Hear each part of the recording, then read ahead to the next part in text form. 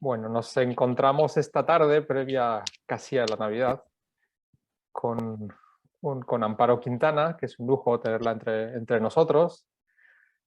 Antes de nada, agradecerte mucho que hayas querido colaborar con nosotros, darnos un ratito de tu tiempo que le robas a tu agenda, ¿vale? Para que siempre puedas aportar en esas reflexiones acerca del bien de los menores, de los niños, en este caso desde el campo de la mediación familiar. Para los que no la conozcáis, Amparo es abogada, es mediadora. No sé si decir es mediadora y abogada, o abogada y mediadora, no sé. Bueno, me siento más mediadora que abogada en estos momentos, Muy bien, pero lo uno lleva lo otro. Gracias a la abogacía llegué a la mediación y siempre exact- hay que agradecer estas cosas. exactamente. Coordinadora del GEME en Madrid, si no me equivoco, coordinadora no sé exactamente cómo se llama, del grupo de mediación del Ilustre Colegio de Abogados de Madrid.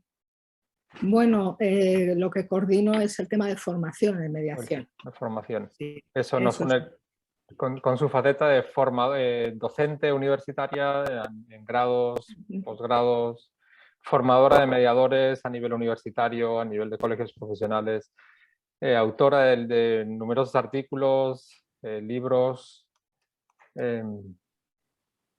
ensayos, poesía. Pero sí, aunque no tengo el gusto, y lo comentaba antes con ella, de conocerla personalmente, pero sí la llevo siguiendo muchos años. Para mí es una persona discreta, reflexiva, profunda y amante de lo que hace en mediación, que para mí es lo que la define, en definitiva. Todo lo demás es el campo donde ella puede demostrar que lleva dentro. Bueno, pues sin más, Amparo. Muchas gracias, Alfonso. La verdad es que, no sé, me ruborizo. Para mí es un placer pues, poder colaborar con CEMIN en este momento, ¿no? En el sentido de, bueno, tú antes has dicho que me agradecías el haber robado tiempo a mi agenda. Para mí esto no es robar, para mí esto es añadir, siempre es un plus, ¿no? Y entonces yo creo que las buenas causas están para que sean de todos y yo me siento muy honrada con que hayáis llamado a mi puerta para poderos, bueno, pues esto, tener una charla esta tarde. Así es, muy bien. Para empezar, me gustaría preguntarte, en un proceso de mediación familiar, siempre nos vamos a centrar en el tema de los menores. Como te decía, en un proceso de mediación familiar, en caso de separación, donde existen niños menores, hijos menores, ¿tú crees que es recomendable que los menores participen en el proceso de mediación? Bueno, digamos que ni sí ni no, sino todo lo contrario. Yo creo que es un derecho de los niños, de las niñas y de los adolescentes ser escuchados en procesos de mediación, de la misma forma que también es un derecho que sean escuchados en procesos judiciales, ¿verdad?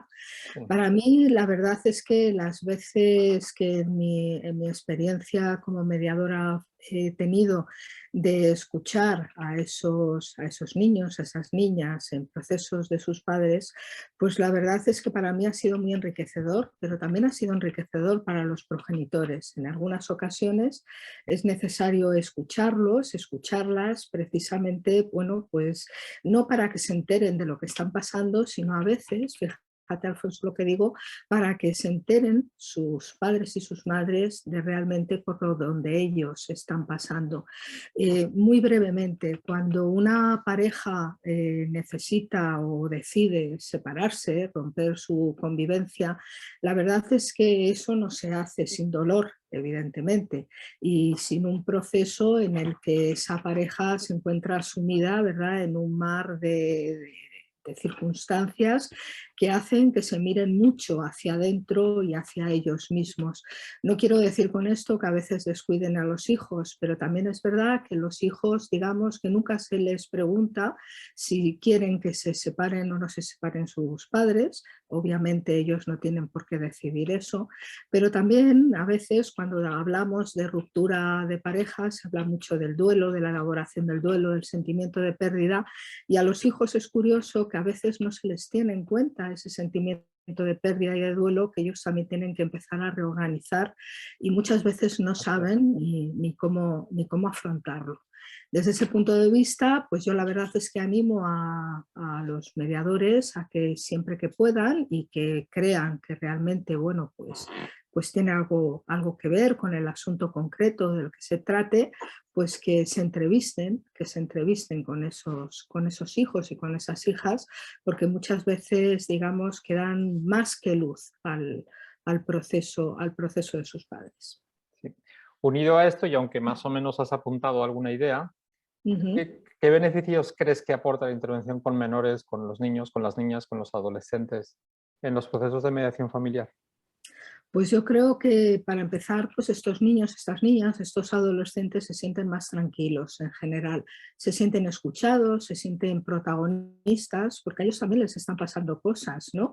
Es decir, antes decíamos que cuando una pareja decide separarse, divorciarse o cesar simplemente la convivencia, pues realmente a veces los hijos solamente están para los temas prácticos, ¿no? Es decir, dónde van a vivir, cómo se van a relacionar con el uno, con el otro, pero esos niños, esas niñas, pues también sienten, padecen y muchas veces tienen ya no solamente opinar sobre las cosas estas prácticas de dónde quieren vivir y cómo quieren ver a su papi o a su mami o cosas por el estilo, Exacto, sí. sino evidentemente a veces decir por qué se sienten, cómo se sienten o qué cosas son, en fin, aflorar esos temores que también tienen, ¿no? Dependiendo además de la edad de esos niños y de esas niñas, pues todos sabemos que van a vivir la separación de sus padres de una manera o de otra. Hay una edad en la que piensan que les pueden a ellos abandonar, es decir, si sus padres, si sus progenitores se separan queriéndose tanto como se han querido, pues a lo mejor a ellos también les toca que les abandonen y hay otra serie de etapas también en las que piensan que la separación de sus padres es un castigo por haberse portado ellos mal, ¿no? Yo creo que todas esas cuestiones, hablándolas tranquilamente en mediación, afrontándolas en mediación, delante de sus progenitores también, por supuesto, pues puede ser bastante esclarecedor y yo creo que a ellos pues muchas veces se les puede quitar un peso de encima. Cierto. Ujú, Em, Hasta ahora en lo que hemos estado hablando, en lo que nos has aportado, hemos puesto el foco en la parte de los niños. Vale, vamos a ujú. cambiar el foco y vamos a poner el foco en el mediador. Ajá. ¿Crees que los mediadores vengan del campo de la abogacía, vengan del campo de la psicología, vengan del campo que vengan, están formados para atender a los niños, las niñas y los adolescentes en el proceso de mediación? ¿Saben incorporarlos desde esa perspectiva? Pues muchas veces no. Yo creo que en esto hay que ser transparentes y sobre todo hay que ser también autocríticos, ¿no? Muchas veces no, muchas veces incluso se ve, bueno, pues que como que hay cierto miedo, ¿no? En tratar a esos niños, a esas niñas, y entonces es centrarse única y exclusivamente en el conflicto de las personas mayores, ¿no?